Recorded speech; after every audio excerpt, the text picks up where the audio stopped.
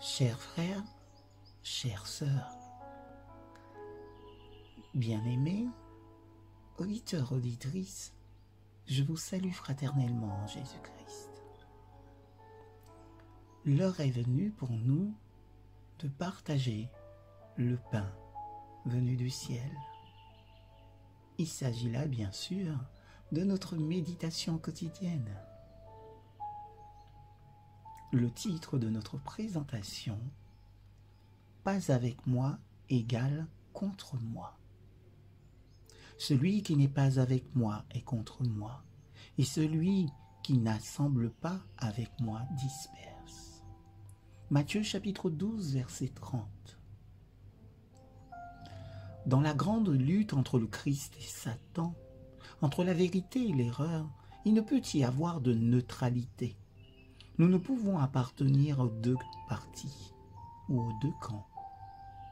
Nous pourrions croire, peut-être, qu'il n'est pas nécessaire de prendre ouvertement parti pour Jésus contre le péché et Satan, que l'on peut conserver quelque amitié pour l'autre partie. Mais sur de tels sujets, la neutralité équivaut à une position. Oui, à une opposition.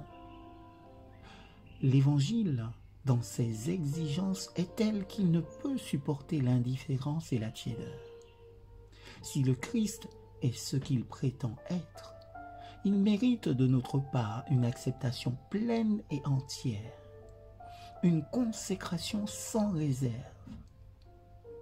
La neutralité ne peut produire la conviction qui fait les vrais chrétiens.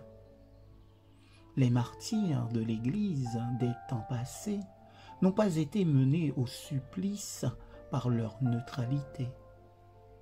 Ce qui les poussait jusque dans les cachots ou sur les bûchers, c'était leur fidélité totale au Christ. Quand il s'agit du sort de notre âme, de nos amis, de l'Église, de l'œuvre de Dieu, il n'est pas pensable de rester en marge.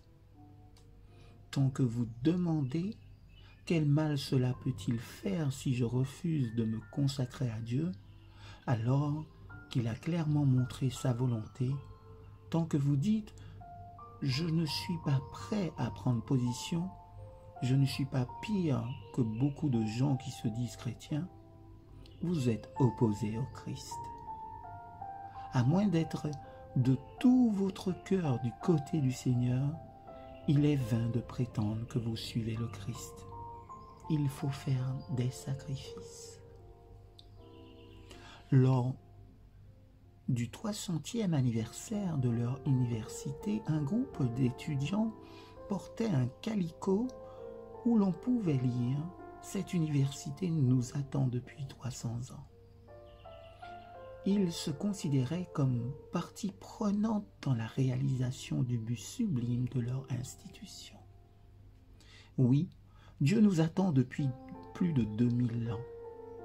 Telle est l'importance qu'il nous attribue. Ce n'est pas le moment d'amener nos couleurs, mais bien plutôt de rejoindre les rangs de ceux qui, par la foi, vainquirent des royaumes, exercèrent la justice, obtinrent des promesses, fermèrent la gueule des lions, ou reprirent des forces après avoir été malades, furent vaillants à la guerre et mirent en fuite des armées étrangères.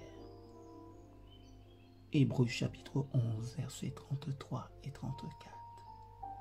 Bonne suite de journée à tout un chacun, toute chacune.